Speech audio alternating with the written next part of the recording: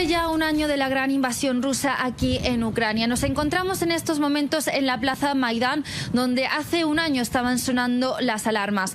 Como pueden ver ahora en estos momentos parece que hay total normalidad. La gente camina por sus calles, los vehículos también van con normalidad a los puntos de trabajo y también hacen aquí en la capital de Kiev los ucranianos una vida normal. Aunque no podemos hablar de la misma situación, sobre todo al sur y el este, donde la gran ofensiva rusa continúa y donde esta mañana también han sonado las alarmas. En Ucrania hace un año su vida cambió totalmente para millones de ucranianos. De acuerdo a las Naciones Unidas, más de 8 millones de ucranianos civiles inocentes han perdido la vida. Además, tampoco se sabe exactamente el número de soldados que han perdido la vida en el frente de batalla, aunque de acuerdo a los datos de Estados Unidos, más de 200.000 soldados podrían haber muerto por defender cada milímetro de su territorio. Hoy aquí en Kiev, en la capital, Zelensky hizo un acto en honor a todos los soldados caídos en una de las plazas céntricas. Vimos a un Zelensky emocionado y muy triste también. Él en su mensaje dijo que Ucrania lo importante es que ha demostrado al mundo su invencibilidad y también su resistencia, porque Rusia no ha logrado su objetivo y Ucrania está más unida que nunca. Ha hablado del dolor y la tristeza en este primer año de guerra. Informó desde Kiev, Ucrania, para la Alianza Informativa Latinoamericana, Constanza Pérez. Qué complicado, qué duro, porque además ves la imagen de Kiev, que parece una ciudad donde la vida sigue, ¿no? Exacto. Versus todas aquellas informaciones que nos llegan de los desplazados, aquellos que huyen más bien del territorio ucraniano. Así es, hay que entender un poco la geografía del país. Digamos, Kiev está en un extremo del país y las zonas donde se desarrollan todos los combates están en el otro extremo, digamos, hacia el lado de la frontera con Rusia.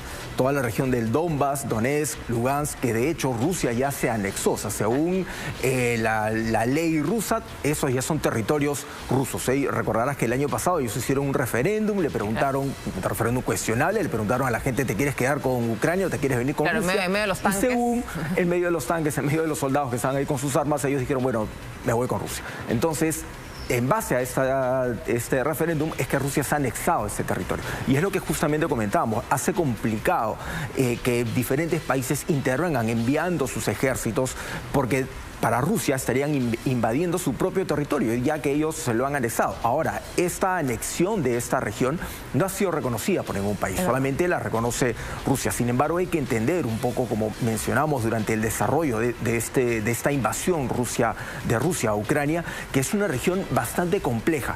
¿Por qué? Porque cuando Ucrania se separa de la antigua Unión Soviética, ellos se proclaman como independientes, como una república independiente, mucha gente que vivía en esta región como que no estaba muy conforme con el panorama que se les venía. De hecho, mucha gente que había vivido de toda su vida a la sombra de la Unión Soviética, como parte de la Unión Soviética, no estaba de acuerdo con el proceso de independencia. Y es un poco de lo que se agarra Vladimir Putin para poder salir en defensa de ellos. Inicialmente en el 2014, cuando invaden Crimea, y ahora cuando invaden las regiones de Donetsk y Lugansk. O sea, es una situación bastante compleja que data de hace varios años. O sea, todo esto ya comenzó en el 2012, 2013, y los demás países que ahora, bueno, piden apoyar a Ucrania y ponen sus estos memes en las redes sociales, claro, recemos por Ucrania y apoyemos Ucrania. Bueno, en su momento miraron para otro lado y como que no hubiese pasado nada, ¿no? Y no nos olvidemos de las millones de personas que han tenido que dejar su hogar, cuántos niños no pueden volver al colegio, están en lugares extraños, viven en situaciones absolutamente precarias, porque la comunidad internacional, si bien ha hecho esfuerzos, tampoco se ha dado abasto para el éxodo tan grande que se ha generado. Claro, son millones de personas que han tenido en todo ese tiempo que han tenido que escapar de todas estas regiones. Más o menos hay más de 1,5 millones que viven en Polonia, o sea, están cerca a Ucrania, claro, 1,5 millones viven ahí, pero también hay muchas personas que se han ido a otros países, claro, incluso hay ucranianos en México, en Argentina. Hemos visto incluso hace poco un informe muy interesante de la situación en Argentina, de la cantidad de mujeres rusas y ucranianas que están yendo a dar a luz a Argentina. Sí. Justamente también porque debido a las sanciones a nivel mundial, los ciudadanos rusos que de alguna manera no tienen mayor relación o no tienen que ver con con las decisiones de su presidente, también se han convertido, digamos, como en los apestados del mundo, porque nadie los quiere recibir. Y es una situación complicada, ¿no? Porque también hay los bloqueos o las restricciones que se le hicieron a Rusia, que al final de alguna manera terminaron haciéndole cosquillas, porque concretamente no impactaron en nada. Así es, lo que señalan los analistas es que, como te contaba, después de esa invasión a Crimea en el 2014, Rusia desde ese momento ya estaba preparando una invasión a gran escala. Digamos como que han estado ahorrando plata, preparándose para las sanciones que les venían. Precisamente vamos a recordar algunos episodios de esa terrible invasión y el impacto que ha tenido en todo el mundo. Además de las pérdidas económicas y las ciudades arrasadas, está la muerte de miles de ucranianos y rusos y millones de personas que han tenido que escapar de su país. 24 de febrero del 2022, una fecha que quedará por siempre en los libros de historia y que hoy, 365 días después, se conmemora como la primera guerra a gran escala en Europa desde la Segunda Guerra Mundial. Con un armamento terrestre, aéreo y marítimo superior, Rusia invadió y rodeó todo el territorio ucraniano. Su primer gran movimiento se dio en Kiev, cuando paracaidistas rusos intentaron hasta en 2 oportunidades asaltar la residencia presidencial para asesinar al mandatario Zelensky.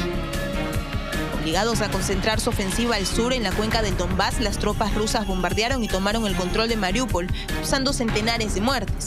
Putin siguió ganando terreno y tomó la central nuclear de Zaporilla, ocasionando gran temor a nivel internacional. En septiembre, las fuerzas ucranianas lanzaron una contraofensiva en la región de Kharkov y lograron la retirada parcial de las tropas rusas, las mismas que luego convocaron a referéndum para la anexión ilegal de las regiones de Donetsk, Lugansk, Gerson y Zaporilla. Con esto, Rusia volvió con fuerza, atacó masivamente contra ciudades en toda Ucrania. Estos ataques continúan permanentemente hasta hoy. De acuerdo a la ONU, hasta el momento se han certificado 8.000 muertes de civiles ucranianos y 13.000 heridos. Esto sin contar el impacto económico, pues a nivel mundial el PBI se contrajo un 35% en el 2022.